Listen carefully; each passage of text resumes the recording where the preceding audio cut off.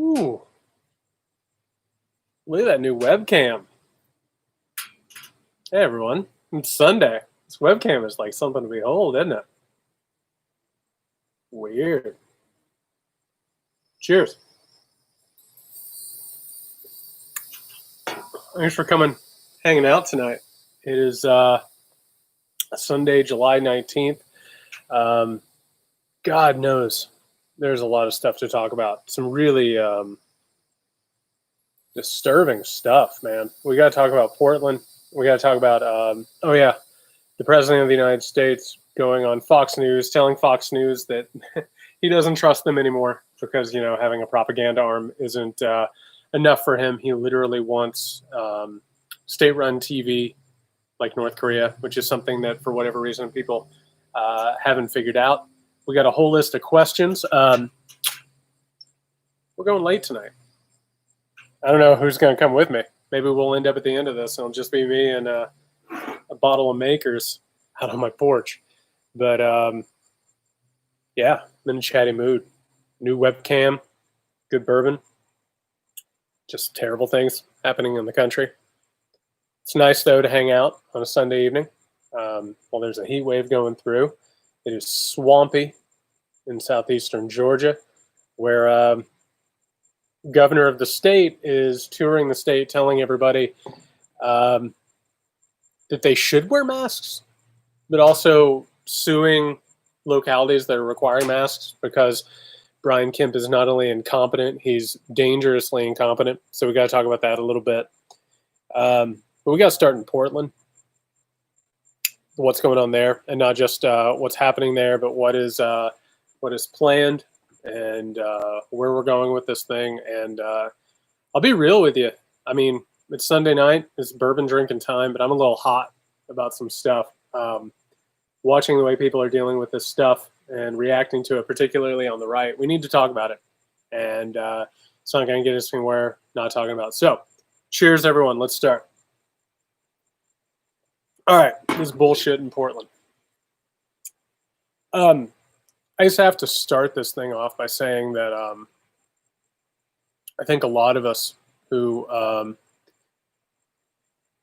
were warning about Trump, this is what we expected. And for years, going back to 2016, we're drinking Makers tonight. A lot of Makers tonight. Going back to 2016, I was covering the Trump rallies, sneaking in and talking with supporters. And I was trying to tell anyone who would listen what they were telling me, because I'm a white dude who can blend in. I look like a working class white dude. So I was going in these rallies, and his supporters were just talking left and right about not just authoritarianism, but just straight fascism. They were talking about locking up liberals. They were talking about, locking up Obama and Clinton and murdering them. And it's the same thing that we're hearing right now. And there are still people who are like, well, those people, we don't need to pay them any attention. We shouldn't pay attention to the fact that the entire right wing of the, United States of America is obsessed with fascism and is willing to do literally anything that Donald Trump wants them to do and is fine with anything that he does, or however he wants to destroy the Constitution. And we kept telling people, it was like, this is a perfect combination. This thing has been building up for years. The Republican Party has been flirting with and relying on a fascistic element in this country. They've been using white supremacist paranoia to win elections. And by the way, you just go back for decades, that's what they've been doing. That was the plan all along. They were like, well, we can't really win elections anymore if they take place within a reality that actually resembles the reality we're in. So we have to peddle New World Order, white supremacist paranoia. It turns out after years and years and years of peddling that people believe it. And of course, in 2010, we had the Tea Party who came along and absolutely bought in hard.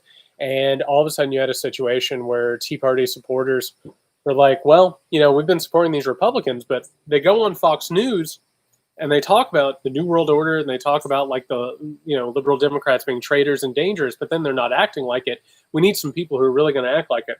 And then, of course, you get the Tea Party, and they sort of threatened the extinction of the Republican Party. So Republicans jumped on because that's what they've been doing. It's a game theory situation, which we'll talk about in a little bit, actually. We got to talk about the Cold War at some point. And the Republican Party just went deeper and deeper and deeper with this strategy.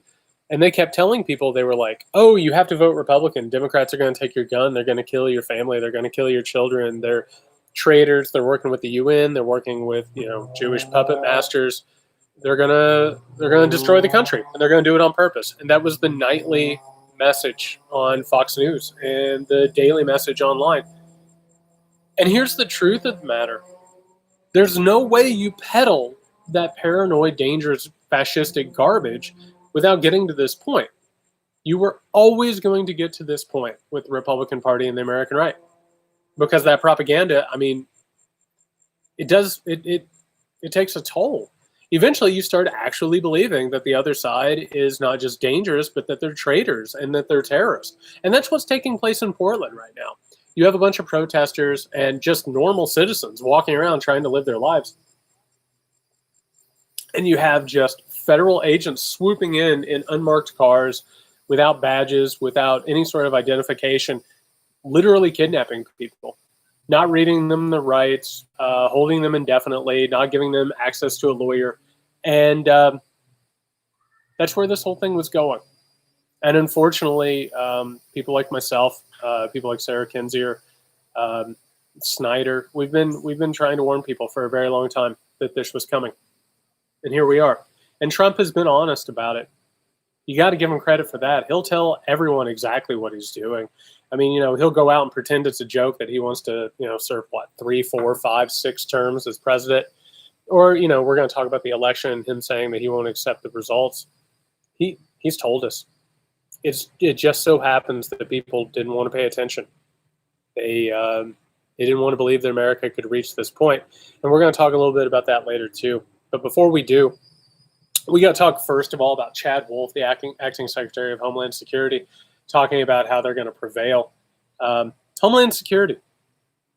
If y'all don't remember, Homeland Security was a result of 9/11 and the Forever War, the terrorist war. Which, by the way, we have to tell the truth. The tragedy of 9/11 was completely preventable. The George W. Bush administration simply didn't pay attention to intelligence. They didn't pay attention to their briefings. If that doesn't strike you as ironic, or that doesn't strike you as a precursor to Trump, I don't know what to tell you. I was doing research on American rule, and I knew that Bush and all of them dropped the ball when it came to September 11th. I didn't know how bad it was. I mean, the intelligence communities told you left and right that they'd been sounding the alarm, and they just didn't want to hear it. They didn't hear the warnings, and as a result, we had this nightmare situation afterwards. The war on terror, where they just started eating into our rights with the Patriot Acts, which, by the way, just in the interest of fairness, Democrats voted for too. Let's just put blame where blame deserves to be. And all of a sudden you reach a situation where you're playing semantic games. You can just say that person's a terrorist. They don't deserve rights. And unfortunately, you get to a point where somebody like a Donald Trump sees everybody who disagrees with him as a terrorist. Antifa doesn't exist. Antifa is not an actual organization. Antifa is just shorthand for anybody who doesn't agree with Donald Trump. And as a result, anybody who doesn't agree with Donald Trump isn't a patriot. They're a traitor. And so you have a situation where they're being treated like traitors. They're being treated like terrorists. And as a result, they don't deserve rights. Here's the thing. And listen, I'm hot about this. I'm pissed off about this tonight. A lot of us were talking about, this thing in Portland as a precursor. Well, I mean, it's shredding the Constitution on a daily basis, but it's a precursor to something larger. The Trump administration has been very open about the fact that they plan on taking this Portland, extra legal operation around the country. And, what happened, I was about to say unfortunately, but I'm actually happy that the mask is slipped. The fascists have come out of the woodwork. unfortunately, on the left and with journalists and mainstream media, they've been very afraid to call fascist. They've been very afraid to say that these people are operating in bad faith or that they're dangerous to the country. The fascists have come out in full force past couple of days. They're very happy about this. They're very happy that secret police are just holding people without reading them rights. They're very happy that people are being kidnapped off the streets. And, you know, there's a part of me that wishes that they're gloating about it and their celebration of fascistic techniques. Oh, Nisha, that's a good question. We'll talk about that in a second. What does it say about us that we're all at home just chilling? But, you know, they're celebrating this. They just are. They're letting their masks slip. They're showing you who they are. They're showing you what they're willing to do. There are people in this country who would love to crush the left, who, again, they'd love to see imprisonments. They'd love to see people being treated like traitors. There are some of them that would be very happy seeing executions. And they've told you for years that this is who they are. They haven't hidden it. They haven't hidden it. And that's the really frustrating thing is so many people on the left and so many people in the center and so many people center right have just afforded these people the benefit of the doubt when they didn't deserve it. And these people are literal fascists.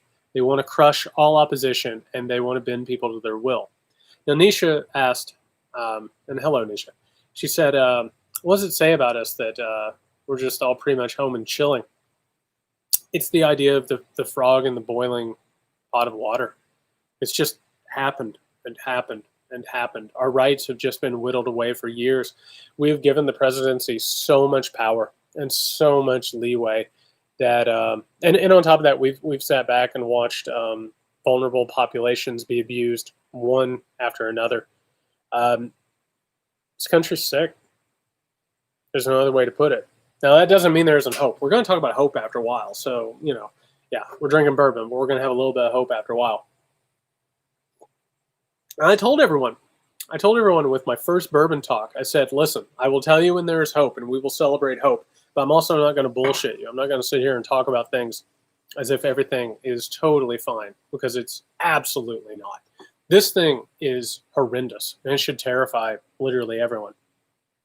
Now, to bring in a couple of questions with this conversation, West says, what are the parallels between what's happening with federal intervention in Portland and actions leading up to fascist authoritarian regimes? This is it. This is what ends up happening. And what you need to understand is that, and I posted about this a little bit ago on Twitter, people don't grasp what fascism is. We've sort of been fed this line. And you know, I come from people who... they fought fascism. You know, they went over to Europe during World War II. And like my grandfather, who got a Purple Heart in World War II and went over and fought the Nazis firsthand. And, you know, we sort of got fed this lie for a long time that fascism is about strength, that authoritarians, you know, they get things done. It just so happens that they do it in a really disgusting way. They don't. They're really incompetent. And fascism is born out of terror. It's born out of masculine insecurity and white supremacist paranoia. And you take these people who I mean, like Donald Trump. Donald Trump is just so pathetic. Like, let's call it what it is. He is a pathetic human being, a broken human being. And, you know, I'm really happy. I've heard some people sort of tut-tut about this, like Mary Trump sort of thing, but I'm so glad that we're talking about it. We need to understand that his behavior comes from a place of weakness and brokenness as opposed to strength, which is what he tries to tell everyone. Fascism comes from a place of insecurity and weakness.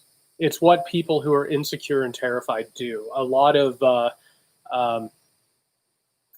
really broken, insecure men end up with fascism. They end up being radicalized. I've talked about this before. I've talked with, you know, one neo-Nazi after another, former neo-Nazis who recruited insecure white people, and, you know, they played upon that insecurity and gave them something to feel strong about. But these things, you know, we're in a place right now of mass chaos, and that's what births fascism, right? It sort of builds and builds and builds. It's in the culture. Like, we've had many fascistic movements in this country, and unfortunately that, Our history has not taught us about those things. It hasn't, shined a spotlight on those things.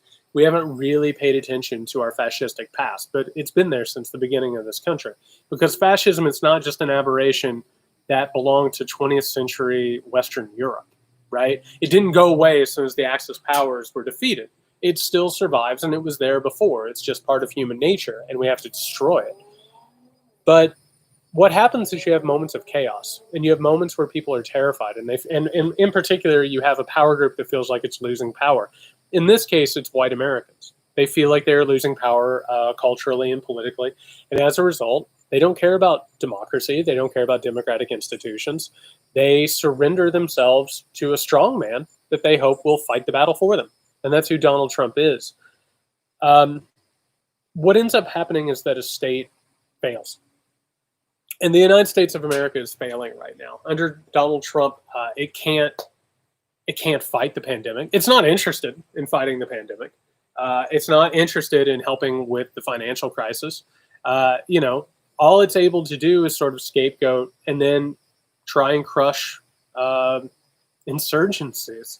So when a state starts failing, it starts oppressing the people. And what you have right now is you have a president who has declared war on the American people. There's just really no other way to say it.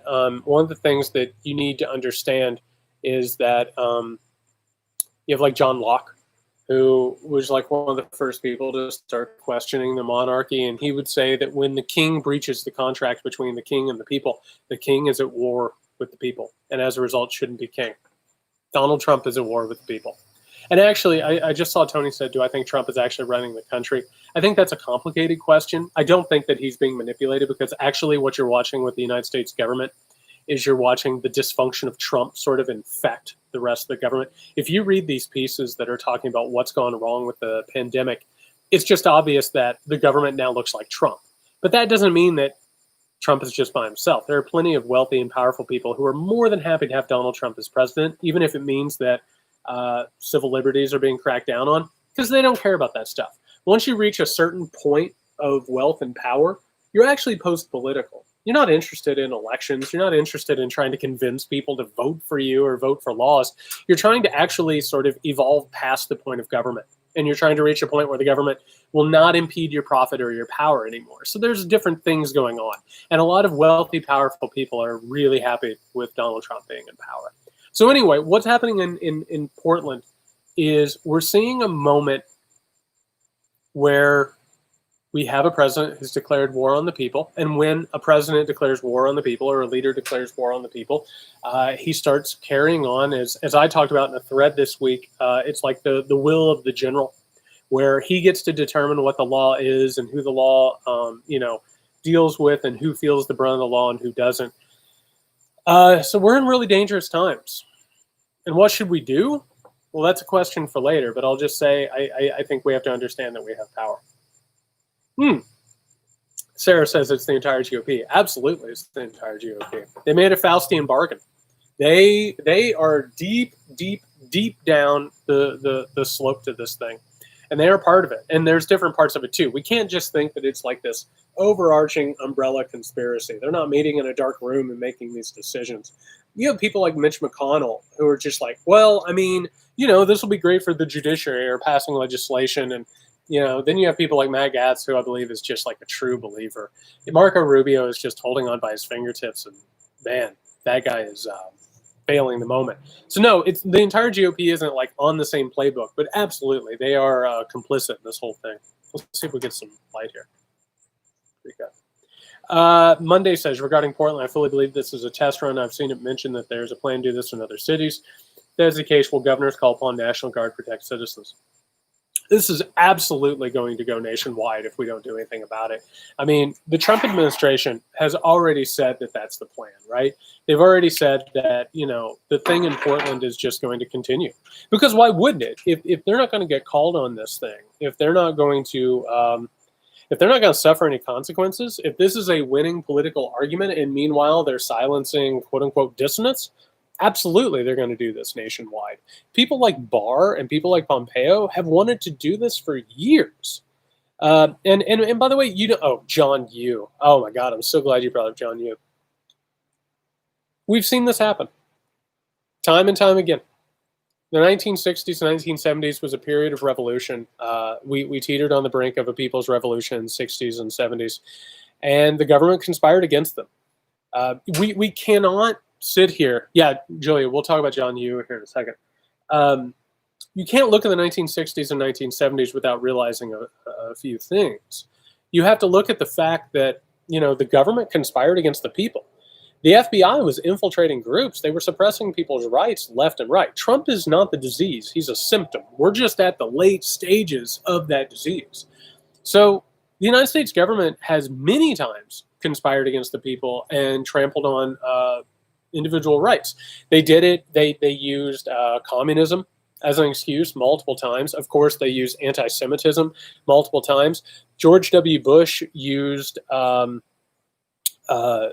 war on terror and fear of terror to trample on rights. John Yoo, which, by the way, was the person who wrote all the torture memos for the Bush administration, started playing with the definitions of things. Like, so for instance, he was like, oh no, the United States doesn't torture people because the person who decides if something is torture is the torturer. I mean, the interrogator who's using extreme tactics. It's not the person being tortured who decides whether or not they're being tortured. It's the person using it. Again, it's the idea of the general in the field. Yeah, you cannot look at what's happening right now with the Trump administration without taking a real, hard, long look at George W. Bush. And like I said on Twitter the other day, you also have to look at Richard Nixon. You have to look at Andrew Jackson. You even have to look at John Adams. This is a long storied history in America of suppressing the people. And yeah, this is one of the reasons it pisses me off so much is George W. Bush gets revitalized in the public eye. I mean, he did so much damage to this whole thing along with Dick Cheney. We would not be in this current state. And it is not a coincidence that Trump is calling Antifa and protesters and Americans who disagree with him terrorists. That's the door that George W. Bush opened, left wide open for him. So do I think governors are going to use National Guard? I don't know. I'm really happy that the governor of Washington is suing the federal government. Maybe the courts are going to decide this thing. I don't know. I've been emboldened lately by the fact that the Supreme Court, you have somebody like Roberts who is obviously worried about the rule of law. He doesn't want to be a total partisan. So yeah, there's a hope that I have that, maybe this thing could be overturned in courts, but they don't care about courts. I mean, I posted about this on the Muckrake not too long ago. I mean, Lou Dobbs was calling the Supreme Court the deep state. Talking about two justices that Trump had put on the Supreme Court, calling them the deep state. So yeah, I don't know. I don't know what's going to happen with this, but I do know that this is something that everybody should be up in arms. And if this country was healthy, first of all, this wouldn't be happening in a healthy country. But if this country was healthy or sane, I mean, we would be up in arms about this thing. I mean, oh, absolutely. John Adams, terrible president. Terrible president. Woo, terrible. But this is the thing where we should all be up in arms about it. Okay. Jerry says, what are our options if Trump uses federal police and military to stay in the White House if he loses? I'll say this first off. I was really heartened by the fact that, after Trump tried to name himself an authoritarian during the Black Lives Matter protest, that the Joint Chiefs were sending out memos reminding soldiers to obey their constitutional orders. That doesn't mean, yeah, he was the only founding father staunchly anti-slavery. What a batch of people that was. He was also anti-democracy and anti-civil liberties. That's a whole different ballgame. I should do a podcast at some point about John Adams and how misunderstood he was. Anyway, the thing that frightens me is that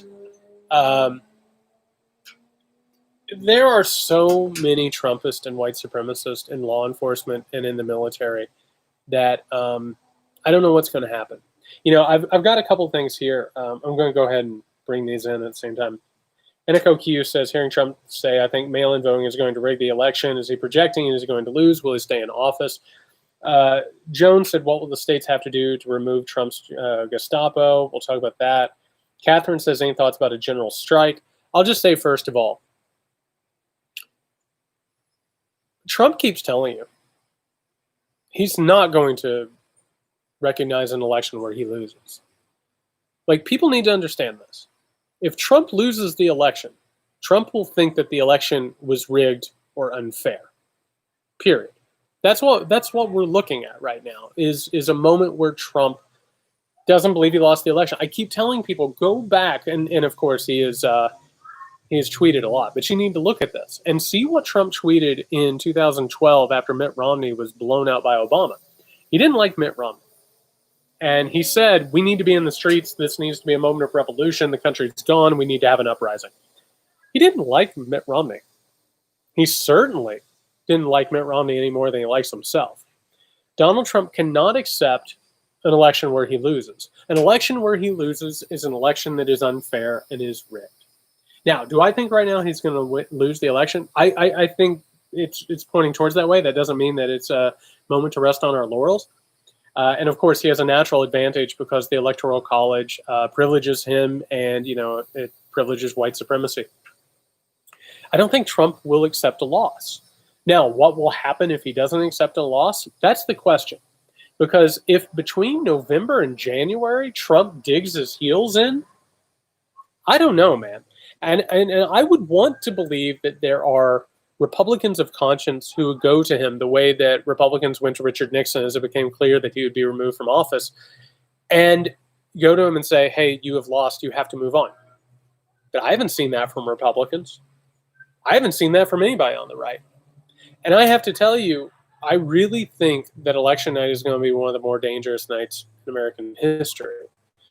And for anyone who was cognizant or paying attention during the presidential election of 2000, these things get out of hand real fast. I mean, all it takes is like the one wrong call on election night.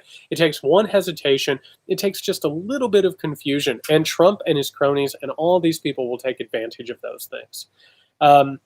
Do I think that he'll have to be carried out of the White House? I don't know. I really don't. But I will tell you this.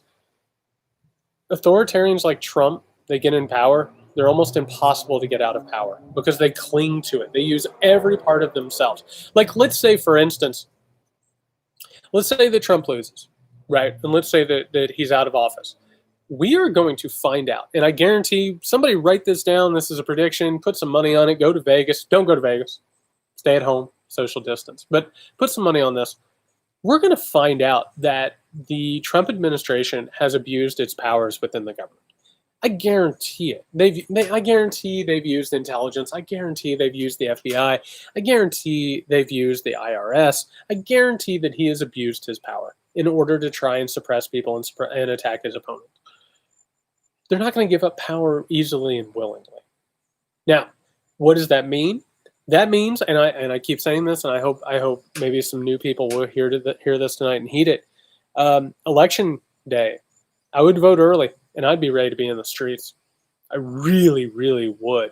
We do not want to be caught unaware. We do not want to be caught in a situation where this person tries to pull some sort of authoritarian stunt, because that night of the election is going to be absolutely crucial. And then every day between the night of the election to the day of the inauguration, you have to be ready. I'm telling you, this is not a passive citizenry anymore. It can't be. You cannot be in a situation where you just expect things to work. I talked about this last week. We keep waiting on heroes. We keep waiting on saviors. We keep waiting on the arc of history to bend towards freedom and liberty. You have to be ready. You just absolutely have to be ready. What will states have to do to remove Trump's Gestapo if he and Barr refuse to call off attacks elsewhere? Will come down to governors. Oh, we already... No, we didn't talk about that. So here's real fast thing. Trump's thing with the federal agents in Portland and potentially around the country. Here's the thing that we have to be really, really careful about.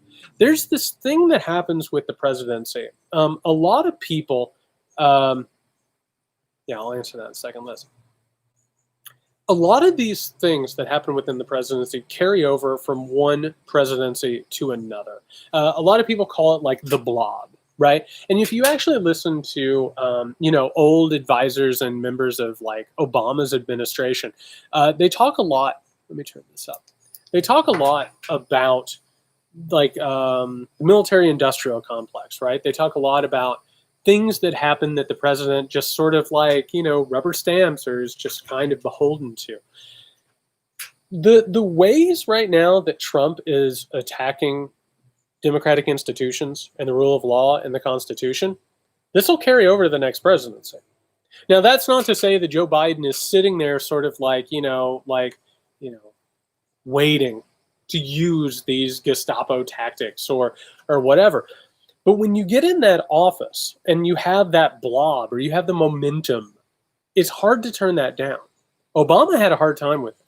One of my biggest critiques of Obama's presidency was the continuation of the forever wars and the war on terror and, drone strikes and civilian casualties. And even the people in the Obama administration will tell you that it was a problem. They had a really, really hard time moving away from that thing. It had its own momentum. Every time one of these presidents sort of creates a new power for the presidency, it carries over to the next presidency, which is what we saw from like George W. Bush with the imperial presidency. It carried over to Obama and it's carried over to Trump. And so they sort of like, they're able to pick and choose these things that give them more power and more leverage. So the things that Trump is doing right now, it's going to go nationwide. Do not get me wrong. Like Trump is going to do this kind of stuff. And then whoever comes next and whoever comes next and whoever comes next, these things are just going to keep going because they have a momentum all of their own. So any of these precedents that get set, they continue. And that's one of the reasons you have to like scream about this stuff. You just absolutely do, because it will continue and it will gain momentum all of its own.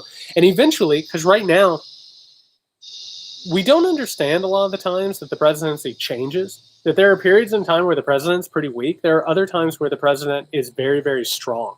Right now, we're in this very, very strong executive wing moment. And it's been crafted over multiple presidencies. And Trump is going to add into that. Like what he is doing right now with these federal agents, this will be around for a very long time simply because he did it and he's not being held accountable. So we have to fight against that. Liz says, personal note, how to maintain sanity. I have a hard time dealing with all this. I have to be on all the time. This is part of my job, analyzing fascism and authoritarianism. You have to find joy elsewhere. You have to find joy in the people you love. You have to find joy in art. You have to find joy in books. But what I can tell you is in the middle of all of this, it's not good if you aren't well and the country's not well and civilization isn't well. You have to find your moments to center. You have to find your moments of peace and joy and truth. And what ends up happening is fascism and authoritarianism, the natural antidote, the natural kryptonite to fascism is joy and love and personal centeredness. This is one of the reasons I get so frustrated when people talk about like Trump supporters or people in red states or whatever, and they're like, oh, I hope they die or whatever. Don't hope people die. Like, be better than that. We have to be healthier. We have to heal the country. We have to heal civilization. And the only way you can do that is to heal yourself and to find moments of peace and moments of truth, which we'll talk a little bit more on that in a second.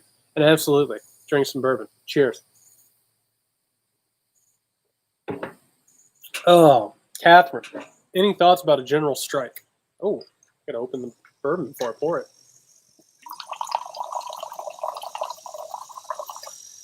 I keep saying, I don't, absolutely, John Lewis exemplified this. By the way, real fast, cheers to John Lewis. A life well fought. You know, people say, they're like, oh, what's great about America? And how do we find hope in America and inspiration for America? And the answer is people like John Lewis. This is a person who changed history because he fought against the fascistic elements of America. Changed history. Just an absolute unbelievable person. I had the good luck to be in John Lewis's presence once at an airport. And I didn't bother him. I always feel weird about going up to people I know and sort of talking to them. I do it when it's appropriate, but other times I sort of like give them the lighting's a bit low. Yeah, we'll see what we can do here. Hold on. Whatever. So I saw him at an airport, and John Lewis had like a gravity to him, and people just kept coming up to him and thanking him. And I have to tell you, he was so kind to people. He took so much time just shaking people's hands, hearing their stories, and seeing people inspired to him. And like they were inspired by. My camera looks fine. Thank you, man. People were so inspired by John Lewis, and like it was obvious that he radiated goodness and empathy and love and justice. We can do that. We just have to find it within ourselves and then radiate it out. We have to be better than these people because, again, I tweeted this on out a little bit ago. Fascism is about weakness. It's a bunch of broken people, a bunch of really, really, really broken people. So real fast, John Lewis, cheers. Okay, Catherine, the general strike. Hey, Statesboro. Thanks, Aaron. Yeah, we'll have a drink sometime. General strike. So I don't know if now is the right time for a general strike, but I will say this. And I said this last week. If you haven't seen it yet, you can go back and see that Bourbon talk. Power in America is a pendulum. It moves back and forth between feeling powerlessness. These people really don't want you to feel like you can change anything. You go out in November and maybe you vote and, you throw a political opinion into Twitter and it bounces around like a pinball machine and that's it. But the truth is, it's not a TV show to watch. It is something that we all need to be a part of. And there are moments in American history where the pendulum swings and we remember that we have power. And when we are out in the streets, when we organize, when we have solidarity, we can change things. It's like John Lewis, of course, and Selma and the civil rights movement and other organizations like unions and these citizen groups. You realize that you can have power and you can be out there in public. Maybe it's a public strike. I don't know. I mean, again, if Donald Trump refuses to pay attention to the election results, you got to. You got to use everything at your disposal at that point, because if you don't, it's not just you, it's your children, it's your grandchildren, it's future generations. Like, once this thing's gone, it's gone. And America has gotten up to the line of fascism and authoritarianism multiple times. And just by the power of the people and organization, we've avoided it. And we have to be ready to fight for that. It's really incredibly important. Mazetta Stone says a general strike could be less impactful in time of COVID. That's the other thing. We're in the middle of a generational pandemic. I don't know if you know. It's really hard to be out there. It's really dangerous to be out there. And it's a really ripe moment for an authoritarian to hold on to power. We just got to be ready to do it. And I'm sorry, but on election day, we have to be ready to be out on the streets, just at a moment's notice. I would organize before, be ready in case it needs to take place, and then just in the days after. There are some things that are bigger than being safe during a pandemic. Sometimes you have to take a stand, and you have to be able to tell future generations what you did when freedom was at stake and when authoritarian tried to take power. Liz said during the interview with Chris Wallace, did y'all see that, by the way? Did y'all see that interview with Chris Wallace? Wasn't that wild? I love, by the way, that Trump is so proud that he was able to tell like an elephant from an alligator. Like, that was just, how wonderful is that? And as Chris Wallace is like, this is not a hard test. Trump's like, very hard. Everybody fails it except for me. Unbelievable. If he wasn't such a horror show and he wasn't so awful to people and he wasn't, hurting people and keeping children in cages, and he wasn't, trying to ruin democracy and turn America into a clearinghouse for corruption. This guy is just comedy gold. It's like the other night with like the trucks, the big trucks, and just these stupid things. He is just unbelievably ridiculous. But, he goes on there and he says he couldn't commit submitting to election results because he won't. He believes that if he loses, it's not a free and fair election. That's it. There's nothing else to it. He literally believes that reality is based on his perception. And a lot of times, and this is something I haven't talked about in one of these streaming things, I've talked about on the podcast, the Muckrake podcast. You hear about these wealthy and powerful people who, I want to say with Steve Jobs, they called it like a reality distortion field, where if you are around Steve Jobs or were around Steve Jobs when he was in charge of Apple, you had to believe what he said. And if you didn't believe it, he wouldn't have you around anymore, right? That's what Trump is. And so as a result, like, he doesn't think that an election will be free and fair if he loses. And he's already getting prepared for that. He's already telling you that he's not going to accept an election. By the states, what will happen with the states? I don't know. I have literally no idea. And the idea that something like this is going to come down to Congress or the states or the Supreme Court, that's what keeps me up at night. What do I think about the Pentagon banning the Confederate flag? I was going to go on TV the other day and talk about this. Okay, a couple things. One, nobody has killed more American troops other than the Confederacy besides the Central Powers and the fascists of World War II combined. That's period. Like the fact that like Confederate flags can be on military grounds is an affront. These were traitors who killed human beings that were American soldiers. Like that. It's like raising a Nazi flag. It's exactly like raising a Nazi flag. So first of all, it's absolutely crazy that the Confederate flag was allowed on U.S. military grounds. Second of all, let's not just sit here and pretend that the Pentagon has suddenly become woke or joined the resistance or whatever. The military is having a really hard time meeting their recruitment goals.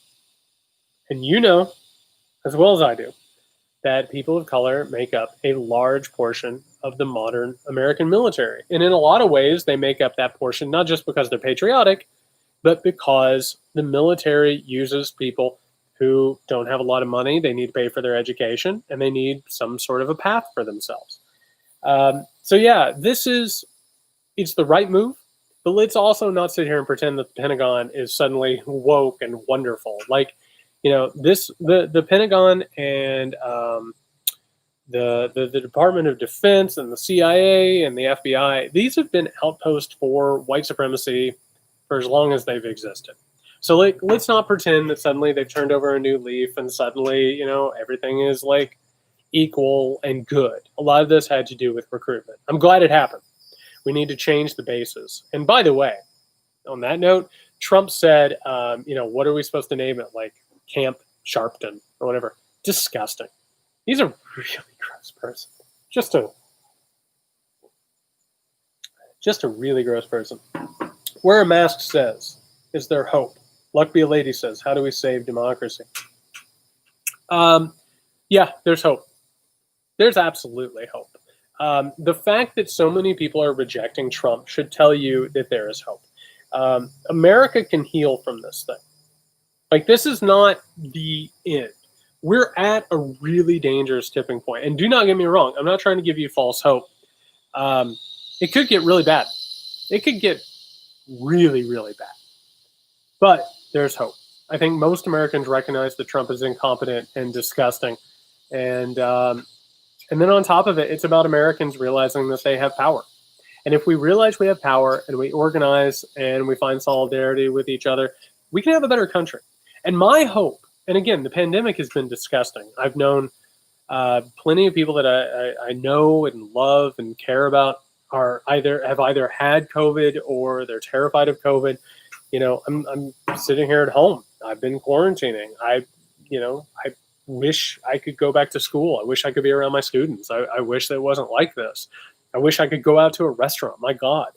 I hope that maybe this will be a moment of reckoning. And maybe we'll recognize, and we're going to talk about American exceptionalism in a second, but it'd be a great moment if we realized that something was wrong and that we could do better and that somebody we can get to a point where we can start to work on things. So yeah, there's hope. Do not get me wrong, there's hope. And I'm going to give some answers. Hang around. I have a 3-step plan. I think that might fix some things. And if you want to know how to make this better, I think you could do. I don't count on the Pentagon to do anything if Trump doubles down. I don't believe that. I don't believe that the Pentagon is necessarily interested in maintaining American democracy. Tony says, how do you talk to a son who believes everything is fake news about Trump and COVID is a hoax? We barely talk now. That's so sad. That makes me so sad.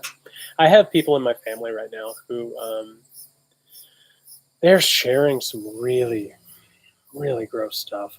And it's not just like QAnon conspiracy stuff, but it's like white supremacist stuff. And they're just, they're hurting.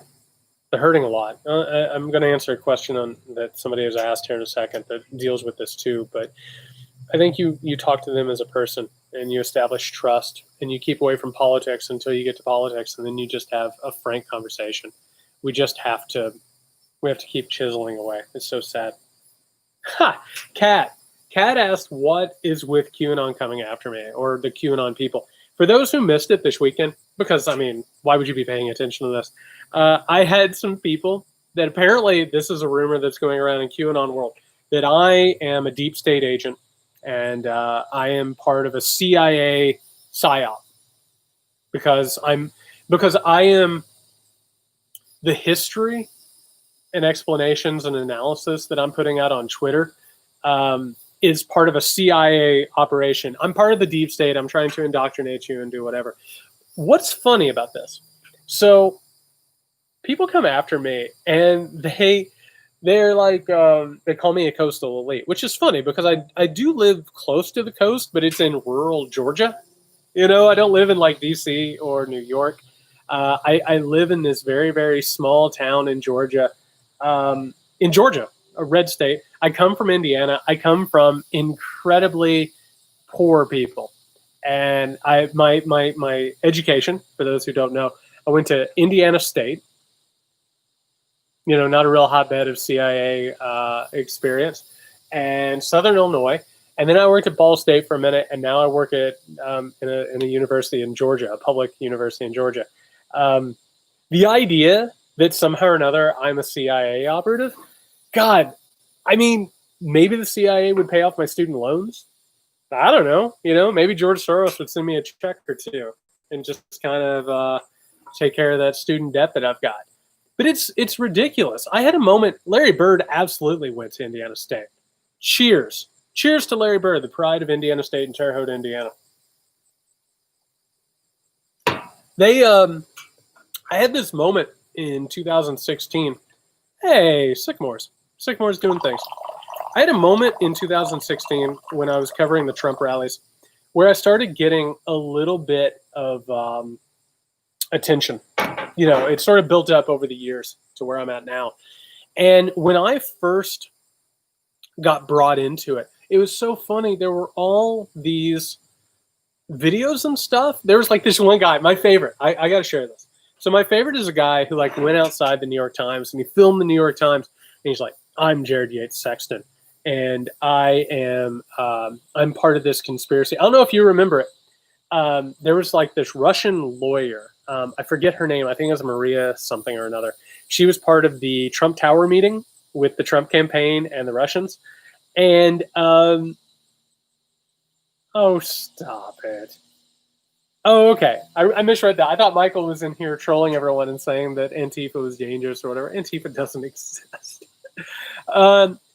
Yeah, so anyway, like there was this rumor that me and the Russian lawyer who helped set up the Trump meeting between Donald Trump Jr. and Manafort and Kushner and the Russians, that we were trying to trap Donald Trump Jr. and that I was part of this bit. Yes, Maria Butina, that's right. So this guy was like, I'm Jared Yates Sexton. I'm waiting on Maria Butina, and I'm at the New York Times. I published 2 articles in the New York Times. And then the New York Times was like, oh, no, that's right. It's Bessel Niskaya. That's right. That's the one. And, you know, I got 2 op-eds in the New York Times, which is nice. That's nice to have on your resume. And then all of a sudden, like, it was like, oh, I'm part of the deep state. I'm running this big conspiracy. And then for a hot minute, I don't know if you remember this, but there was like this rumor that there was a guy named the Professor. And he was part of what was like trying to connect the Trump campaign and Russian intelligence. And then all of a sudden, everybody started to believe that I was the professor because I'm a professor. And so, yeah, there's all this dumb stuff. There's been other times. And actually, I'm sitting out here on my porch. There was a guy who showed up. There have been multiple people who've showed up at my house. And there was a guy that showed up one day with like secret information. And he was very unwell. And, you know, he just believed that I was part of this conspiracy and that we were going to take down Donald Trump together. But what ends up happening, and I'm joking about all this, but it's really, really dangerous and kind of crazy. What actually has gone on is that this Trump thing and the political moment and all these conspiracy theories have really activated some really unwell people. And so what they do is they just pick and choose a bunch of different things and then bring them together to create this narrative that makes no sense, But then all of a sudden they start believing that people are like dangerous, and then they go out and they kill people and do whatever. Yeah. So no, I'm not CIA. Hopefully I don't show up in the next QAnon drop. I would like to avoid that. But I did go on TV. I went on Al Jazeera, I want to say last week, What Is Time? And I talked about it, and all of a sudden I started getting pulled into these QAnon narratives. So that's what ended up happening. And so what I did was I did my own Q drop, and I did, 867-5309, Jenny. So much. Mark says, assuming Dems take back, was the most important legislation passed first. We need to get some election reform done. Is what we need to do. We need to get a lot of election reform. We need to make it to where like normal everyday Americans can run for office. It needs to be a big thing, because right now you can't run for office unless you're wealthy or you're connected, or you're willing to kowtow to the demands of powerful people. So you need to really, really get to a point where we do that. We also need to know what the president's finances are. And quite frankly, Congress and Senate need to work against the executive branch and reel them in. Election security absolutely has to happen. By the way, for those just tuning in or hanging out, we're at 51 minutes. I'm going a little bit late tonight. I had a good time last time. People hung out. I don't care. I've got bourbon to drink. I'll get done with this, watch some baseball, fall asleep. I like hanging out with you people. Robin says, what do you believe is the trigger that makes people turn into raving mad cultists? That's a great question, and I have an answer for that. I think it's personal suffering. On one hand, it's a bunch of people who don't understand what's going on. I've talked about this before. The idea that the New World Order is shorthand. This thing is hot. We're going a little bit dark. It was bright. Oh, I'm a Cubs fan. They've got their first exhibition game today, and then they're going to lose probably all 60 of their games. So on one hand, the New World Order is this simplified explanation of globalism. You have a bunch of people who they don't understand things because their education has either been bad or they haven't had access to materials. And so, conspiracy theories are stand-ins. They tell you how the world works. And instead of explaining the complicated nature of money and politics and power, all of a sudden they tell you, oh, there's a bunch of people in a smoke-filled room and they're deciding what's happening. So it's a bunch of people who don't understand what's going on. They do not have the logical framework to understand how politics and power and finance work. And so they start making up stories about the powerful. Well, the people who really fall into it, unfortunately, are people who are suffering. With me, in my family, I've seen people who they're going through personal crises, they're going through financial crises, they're going through, crises in their hometowns, all that stuff. And they start really paying attention to these conspiracy theories because it makes them feel like they have power. And again, that goes back to what I was saying about fascists. Fascists are really insecure, terrified people who want to feel a little bit of power. And so as a result, they latch on to this conspiracy narrative. It's the same thing with things like New World Order, Deep State, QAnon, all of it. It makes them feel like they have an understanding that other people don't. QAnon is particularly toxic because you can go online and you can, find clues yourself simply by watching, I don't know, Captain America or whatever and finding Illuminati clues, right? But it's all about thinking that you have power where you don't have power. How do you deprogram people? Here's the thing. I will say this. I think it's, hey, Angela in Spain. Cheers. Somebody in Spain is watching this. How ridiculous is that? Hanging out on Sunday. I'm so glad you're here.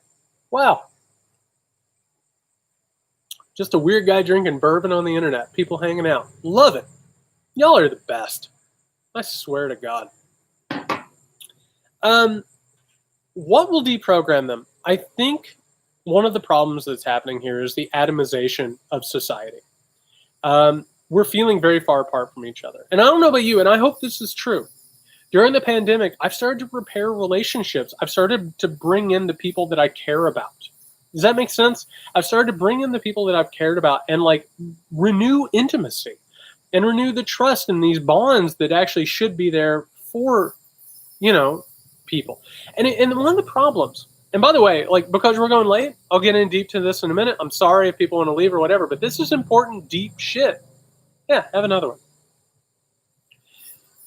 part of the problem is that our economy, the way that it works, is it makes us so busy and so focused on trying to carve out a little bit of financial economic survival for ourselves that we lose sight of what's important. We lose sight of the people that we care about, and we lose sight of ourselves.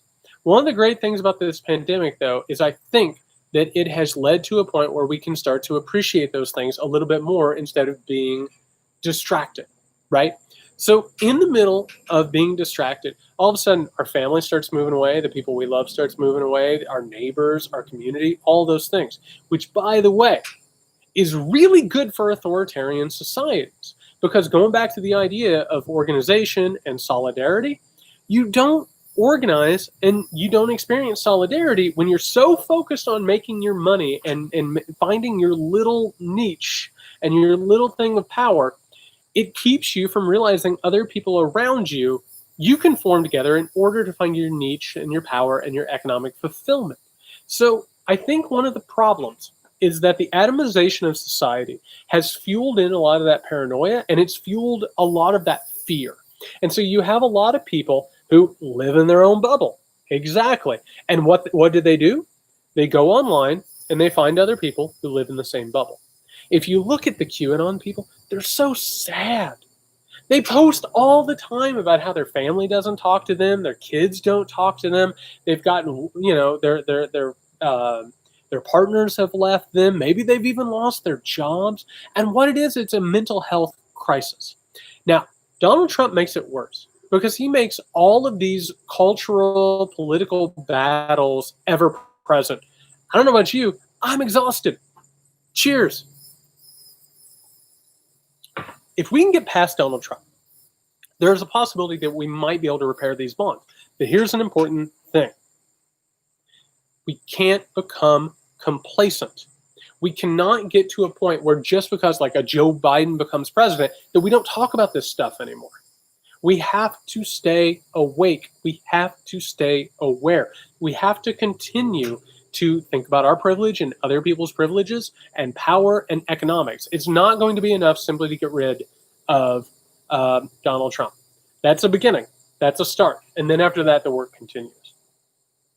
Valerie says 13 Q candidates have secured a spot on the ballot in November. There are 59 total. Isn't it dangerous that literal Q cult members will be sitting on different committees? Absolutely. And we're going to have a QAnon congressperson. It's a capitalism crisis. Absolutely it is, Locator. We're going to have QAnon Congress members. We're going to get to a point where these people, and again, it goes from like the Republican Party, it goes to Gingrich Republicans, then it gets to sort of like New World Order Republicans, then all of a sudden it gets to the Tea Party, then it gets to Q, and God knows what it gets to after that. These are people who literally believe in a fascistic conspiracy theory. They believe that the leverages of power are held by traitors and dangerous people, and so as a result, law shouldn't matter and the Constitution shouldn't matter. So, yeah, QAnon members in Congress is a terrifying thing.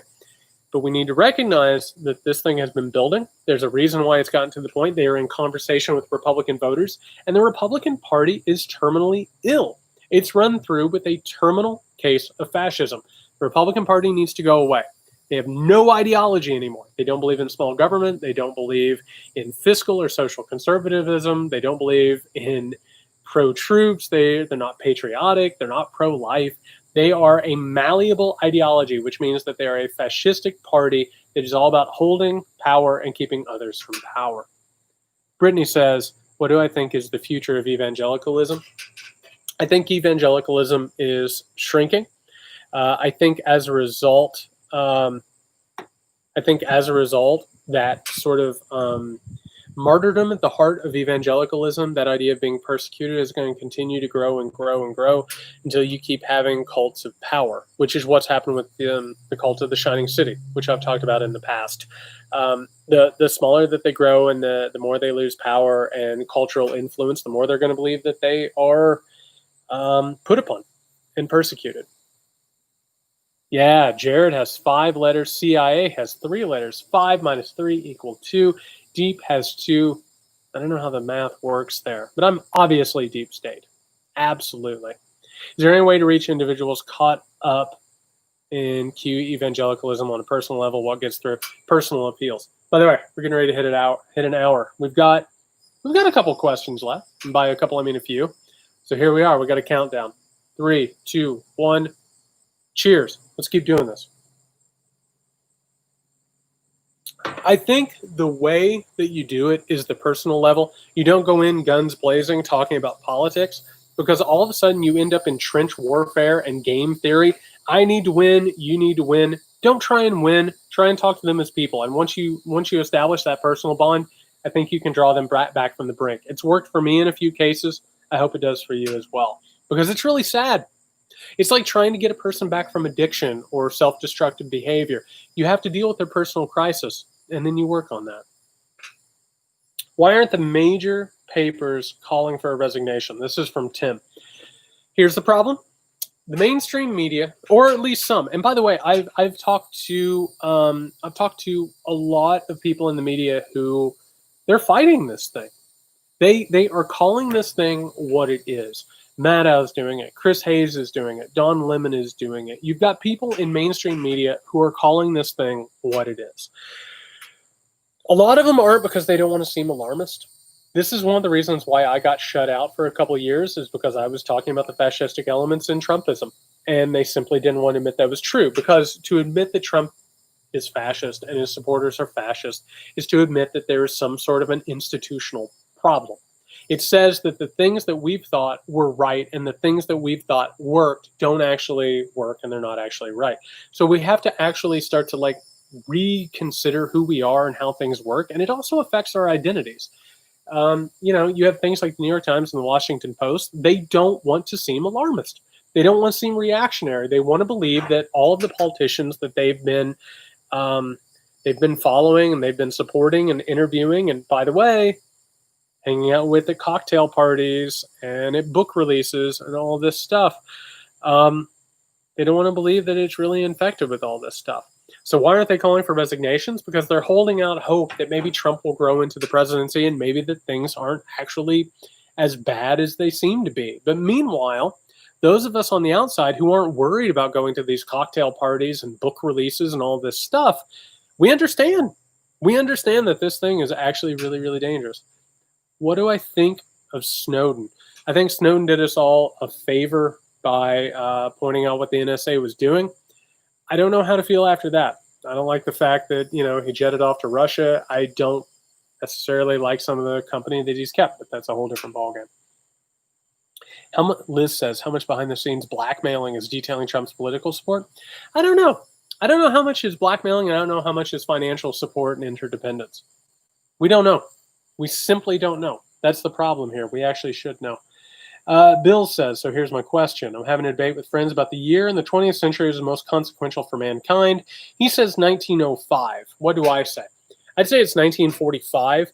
At the end of the World War II, there was a plan in place where we would have what was called the four policemen strategy, where you had Russia, England, America, and China that would basically I wasn't shut out from mainstream media. I think for a while, some people thought I was alarmist simply because I said that Trump was fascist. And then suddenly culture realized that I wasn't being alarmist. I was just telling people what was going on. But there was a period in time there where a lot of us were considered conspiracy theorists for simply saying that Trump was an authoritarian. Things have changed in the past couple of years, but man, 2016, 2017, a little bit of 2018, it was rough being a truth teller there for a minute. Ask Kinzier. It was weird. It was really, really weird how much these people wanted to tamp down the idea that things were going on. All right, so 1945. So the idea was that following World War II, there would be a four policemen strategy. And there was this idea that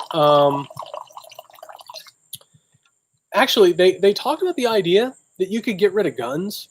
And you could get rid of everything except for rifles or whatever that you might hunt with or defend your house with. And that these four main countries would just sort of control the world and take care of people and have spheres of influence. And what ends up happening is that FDR dies and Harry Truman takes over. And first thing about Harry Truman, Harry Truman had no idea what he was doing. So Harry Truman becomes president, and he's like, I don't know anything about anything. And actually, during the war, he advocated for the idea that we should, America, the United States, should support either Russia or Germany, depending upon who was losing at the time, in order to just make them wipe each other out. His whole idea was that America should just sort of stay off to the side and manipulate things in order to have power. Well, so he gets into a place. So all of a sudden, he becomes president after FDR dies. And Truman comes in, and he's like, I don't know what's going on. He has been kept out from, the atomic bomb program. He finds out about it once he becomes president. And he just reaches out to all these people, and he says, I don't know what I'm doing. I don't know what's going on. And all of a sudden, a bunch of people, the dullists of the world, what they called the wise men, these people come in and they go, oh, absolutely, we'll take care of this. Don't worry, Harry Truman. We'll tell you what to do. And suddenly you get all these people in like the CIA and suddenly like the Secretary of State, all these people come in and they take Harry Truman's distrust of the Russians. And also, by the way, England does this too because they're trying to find a little bit of power. So they start driving a cudgel in between America and America and Russia.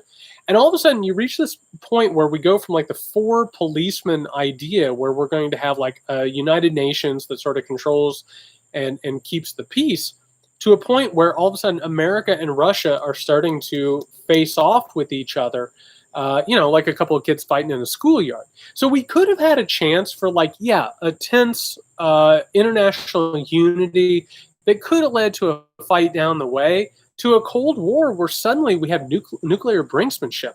And one of the things that ends up happening is the game theory takes over.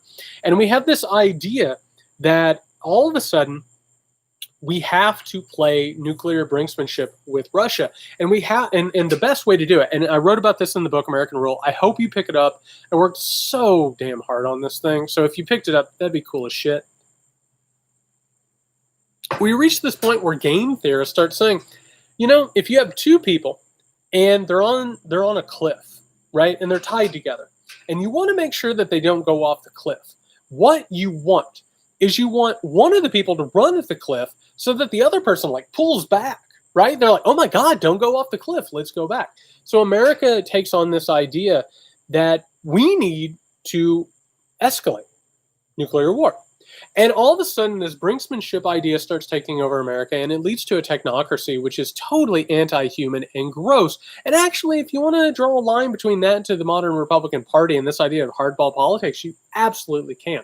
But you have a president in Truman who doesn't know what he's doing, and all of a sudden, these wise men take over, and they start pushing this idea of the Cold War and American interventionism, where we go in and we overthrow people, we support fascists, and actually we start importing Nazis. If you don't know about this, go look at Operation Paperclip. We suddenly decide, okay, so we defeated the Nazis and now the Russians are our enemies. Let's bring a bunch of Nazis into America and we'll have them help our space program and our weapons program. And all of a sudden we just start bringing Nazis into America, and it's a really screwed up moment. So if I had to throw a date out there, and I should probably spend a couple of days sort of figuring this out, but I would say 1945. I think that was a defining moment for not just the 20th century, but human civilization. Danny says, from your experience, does the idea of American exceptionalism blind white Americans from accepting that fascism can exist here? Absolutely it can. And absolutely it has. User eating real fast. American Rule will be up to date in November. I don't know if there's any way to write a book that's up to date. It takes a really long time to get a book ready for publication. I found a way to get the pandemic into the book. But man, it's really hard to get it ready to go because when you do a big house book like American Rule is with Dutton and Penguin, it's really hard to get it ready to go. So yeah, it has to be done many months in advance, but I was able to get it up to the Black Lives Matter movement. And now what I'm trying to do, obviously, is write the next book, which is about the history of fascism. I'm pretty excited about that. But the idea of American exceptionalism, yeah, absolutely. I'm going to do the book recommendation. Yeah, I need to put that together. I might put it on the muckrake.com at some point. I'm starting to write down some books here and there. So, Yeah, American exceptionalism has hidden the fact that fascism has been a part of America from the very beginning. And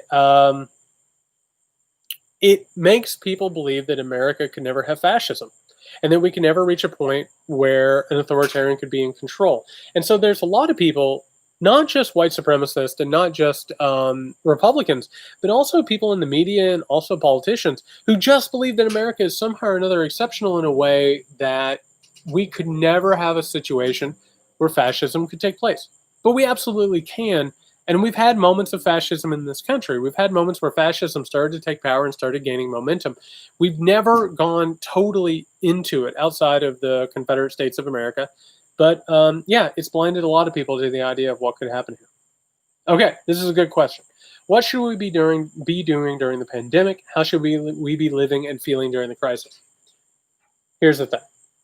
And this is my advice. People keep asking for what my advice is. 3 steps. 1, get educated. The pandemic has slowed things down. This is the moment to start paying attention. Go back, look at history. Figure out what happened. Figure out how we got from point A to point B. Figure out how all this stuff has gone. Because if you want to win arguments, if you want to win people back from like conspiracy theories and fascist movements, you need to know what has actually happened. So you need to get educated. Find all the books that you can. Read all you can. Use this moment to your advantage. 2nd, get angry. You have been told that American history is just sort of a thing that has happened, and you've just sort of been a witness to it this whole time. Guess what? The way American history has unfolded has been against you. It's been against you and people you love and people you care about. So absolutely, you need to get angry and realize how you have been manipulated and how people you love have been manipulated and how people you love have lived shorter, more miserable lives. It is hot. It's hot in southeastern Georgia, and I'm drinking bourbon outside. That's the thing, Joe. You get to the end of these bourbon talks, you get hot. But you know what? I'm not afraid to do it. So, you get angry. So here's the thing. You do not necessarily need to go out and like be dangerous in the streets. You don't want to have weapons and stuff. You don't want to be lining up in Crown Point, Indiana. You don't have to be like these people carrying bows and arrows out to protest or whatever. You need to get angry in order to get motivated. 3rd, final, you need to get organized. Talk to people who feel the same way you do. Realize that Americans have power. Realize that we can do things. We can win when we come together because American sovereignty depends on us. It depends on us realizing who we are and that we have power.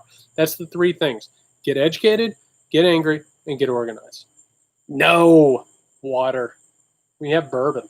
It's late. Next up. In your opinion, were any presidents great? So here's the thing. People keep asking me this. They're like, well, what about Abraham Lincoln? And it's like, yeah, Abraham Lincoln was a great president and he saved the Union. But guess what? He was also a white supremacist. And guess what? He also wanted to immigrate freed slaves. He wanted to send them to another country. He also suspended habeas corpus.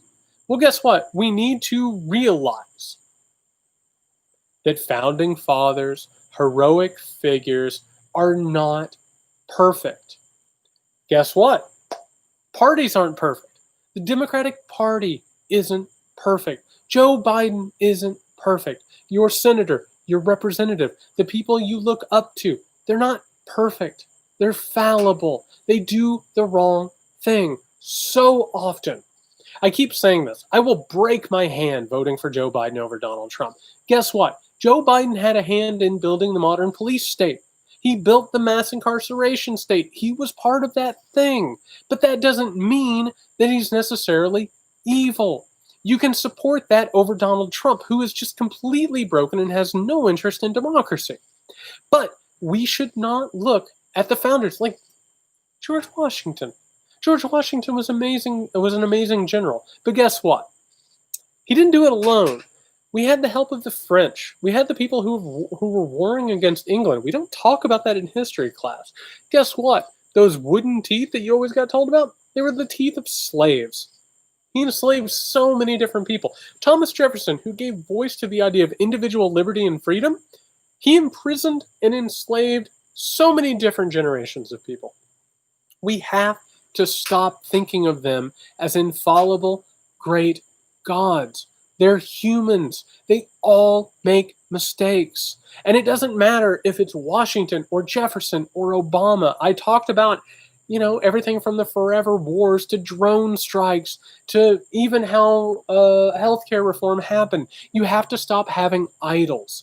And once you start realizing that none of these people are perfect and that no party is perfect, you start to see the whole picture. You start to understand who people are and where we've been, where we are, and where we're going.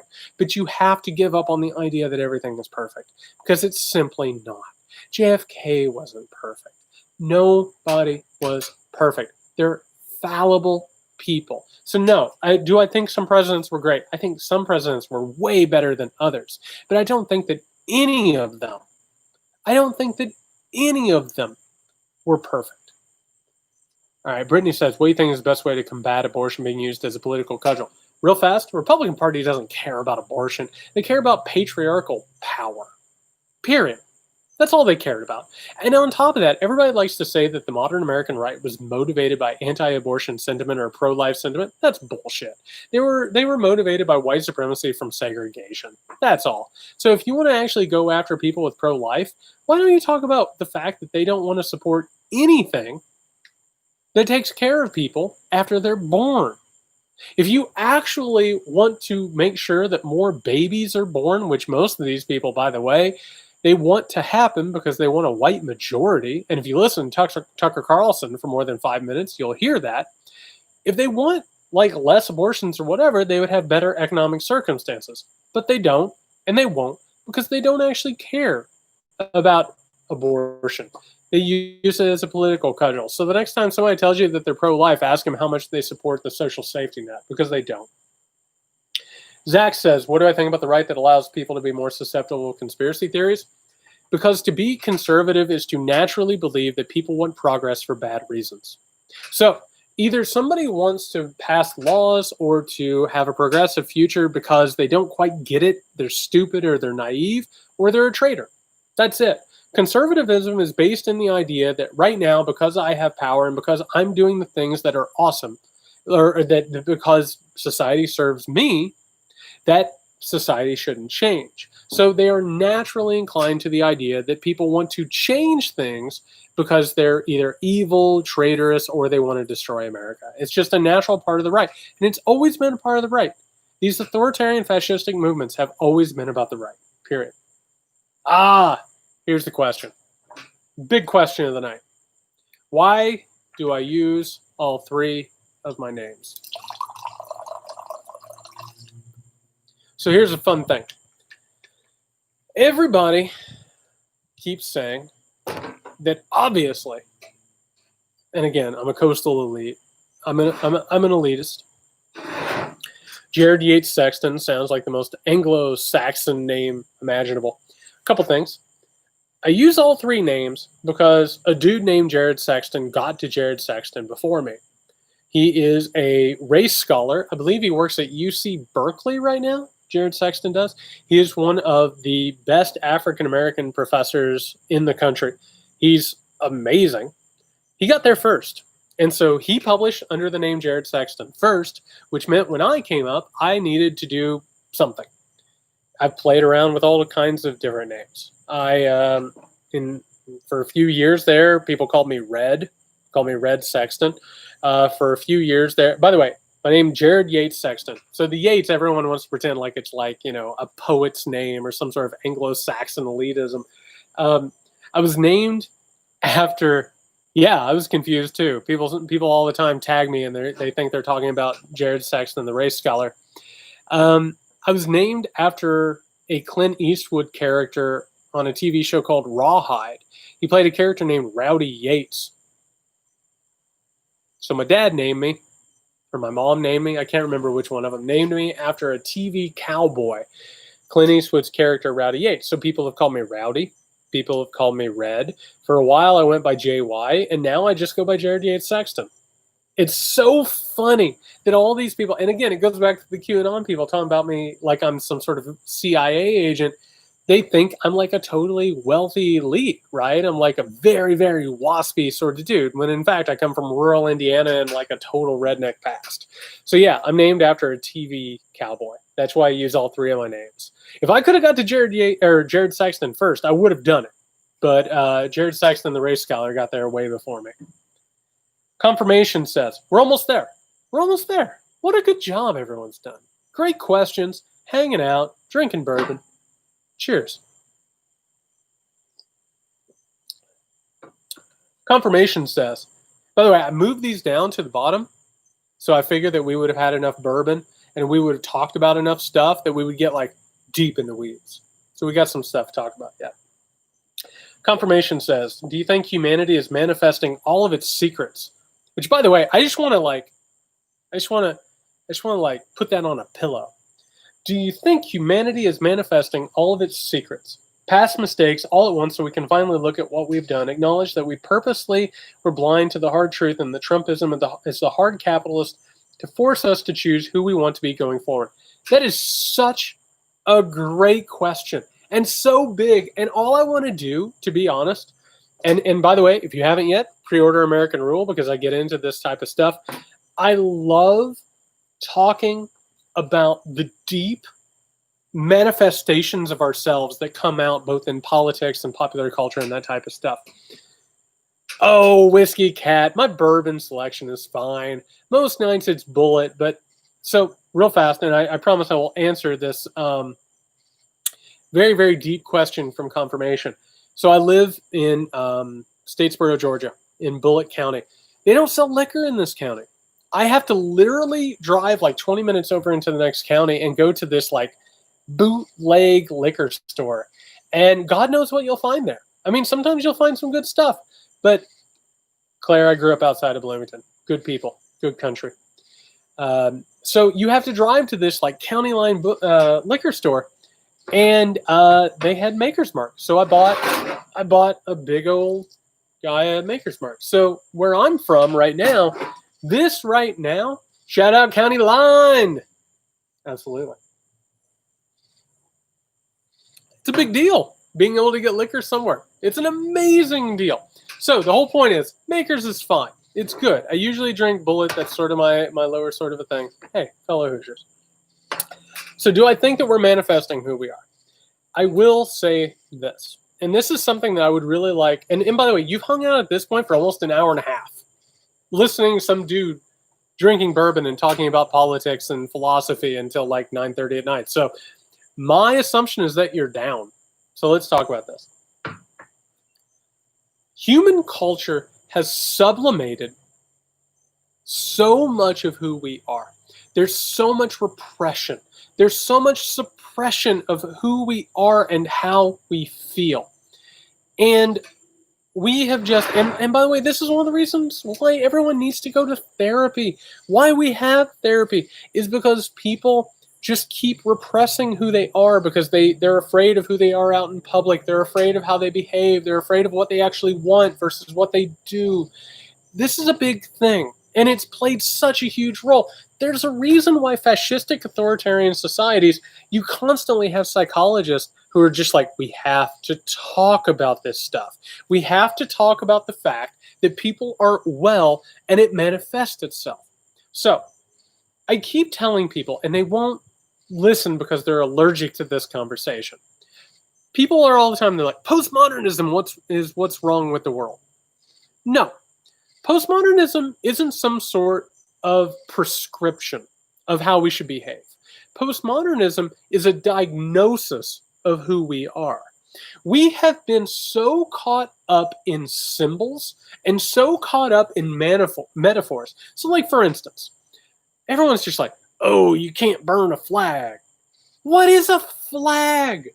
It is a piece of cloth. It's a symbol. And actually, burning the flag is everything that the flag is supposed to be. But eventually we reach a point that over the years and years and years, and this is the type of thing that Baudrillard would love to talk about, and the Matrix would love to talk about, we get to the point where suddenly symbols mean more than reality. And we get in this point where we get very caught up in it. And this is one of the reasons why we're in the moment that we are. This is why when Donald Trump embraces and tries to make out with the American flag, what we're actually watching is a huckster who is sort of like trying to portray patriotism that we all know isn't patriotism. Donald Trump doesn't give a shit about America. Donald Trump only cares about how America has filled his bank account. He doesn't actually give a shit about the borders of America. He doesn't actually give a shit about duty to troops or anything. What we're actually talking about is where the symbols start taking over where meaning has left off. So one of the problems that we have right now is we have reached a moment in postmodernism where we either have to reject symbolism and find truth, or we just dive deep in symbolism and don't care about anything anymore. And by the way, you know what symbolism leads to? That's right, everybody. Fascism. Because it's all about these big firelit torch rallies. It's all about the strong man throwing up a fist and giving a speech or whatever. So we either have to make this world better and real, or we're going to dive deep into the simulation. And by the way, I did not plan on talking about this tonight, but it's true. It's 100% true that the problem is we have gotten lost in metaphors, and that society has gone on and gone on and gone on and gone on to the point where all this stuff is so complicated that we get lost in symbols and metaphors. So thank you for that question. And by the way, great question next up. What is going on with Kanye?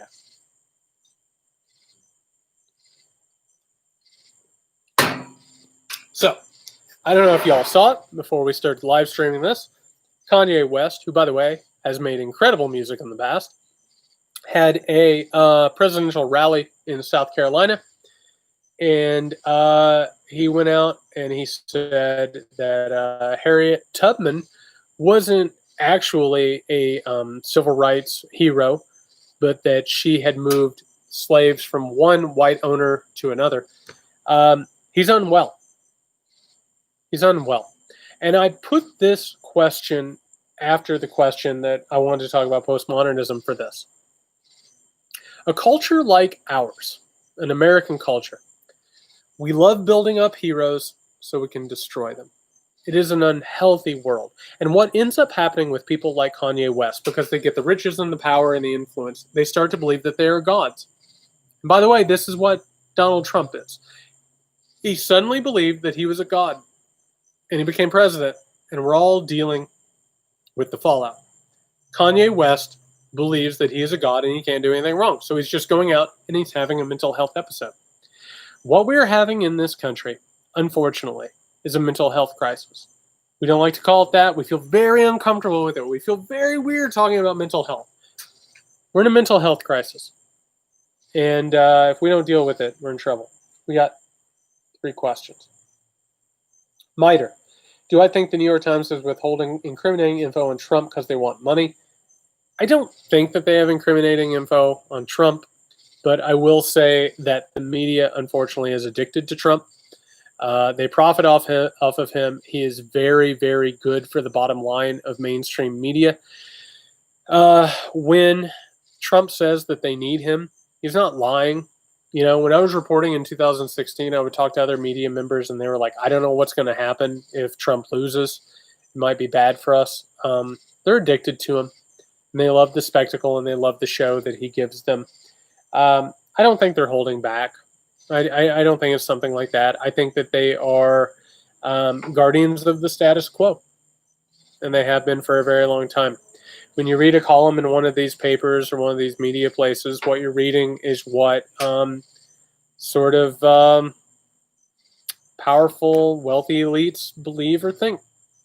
And that's how you should understand them. Brick says, how dangerous is Mike Pompeo? Totally dangerous. Totally dangerous. Mike Pompeo and Bill Barr are 2 of the more dangerous people in America and possibly American history. They're people who want to create in America a theocratic society where all of the rule of law is based on Christian doctrine. It's the other side of the coin from, Al-Qaeda or ISIS. It's just a group that wants to create a theocratic nightmare state. Pompeo is really incredibly dangerous. Luckily, he doesn't have any sort of a charisma or talent at politics. He'll only get as far as he is right now, possibly as a senator, but that's it. He's never going to be president. There are other people you should be afraid of. Tom Cotton, so to speak. Yeah, people like that. By the way, we are getting real close up to an hour and a half. Y'all have hung out all night. Way to do it. 2, 1. Cheers.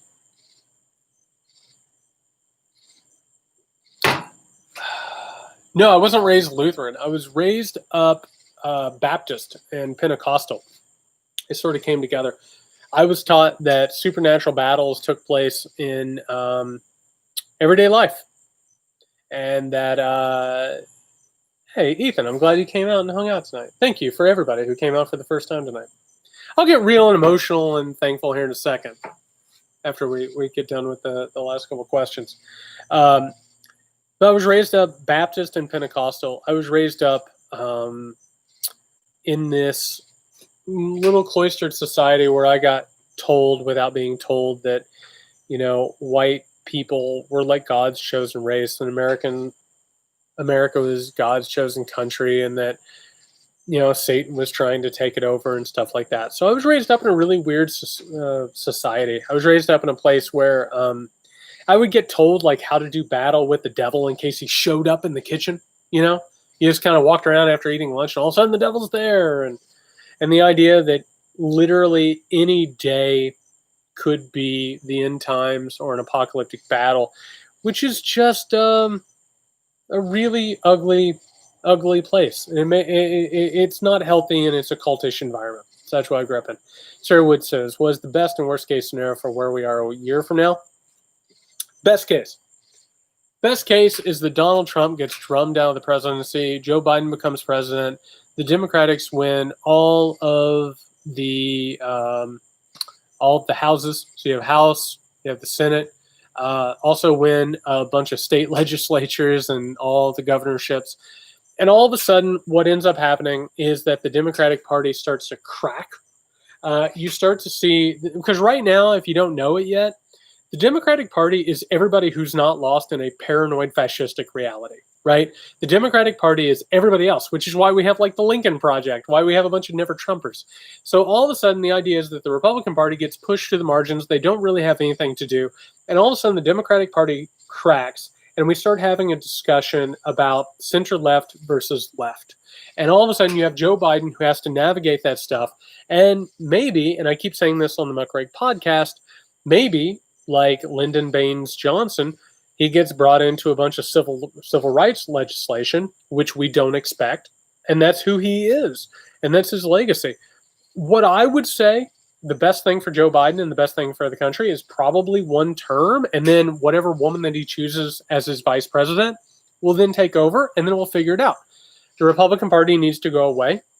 It would be wonderful if the Republican Party gets swept out in 2020 and then basically has to rebrand itself and rejects Trumpism, and Trumpism just becomes a sideshow based on like an OAN/Trumpist cable news network where Trump broadcasts from like an Oval Office set and just says dumb shit and nobody pays attention to him. Worst case scenario, Trump is still president, and he doesn't give up power. There's no sign he's going to give up power. The American presidency becomes a piece of heritage that suddenly Ivanka Trump and Donald Trump Jr. fight over. And you have a society where propaganda and misinformation becomes the way of life. And we become so oppressed and so apathetic that we can't fight it. That's the worst case scenario. And listen, everybody says that it's a cliche that each election is, do or die. But this one is. It really is. Get out, vote, be ready for action. And the last question. The last question is, am I in the CIA? No, I'm not. I'm not in the CIA. I am a public college professor who is terrified of what the next couple of months are going to be like, and the fact that public schools should not be opening, particularly without plans, and that Betsy DeVos and Trump are allergic to plans. So no, I'm not CIA. I wish I had some semblance of power in all of this, but I don't. I'm just a guy who hangs out on YouTube live on a Sunday night and drinks bourbon with people.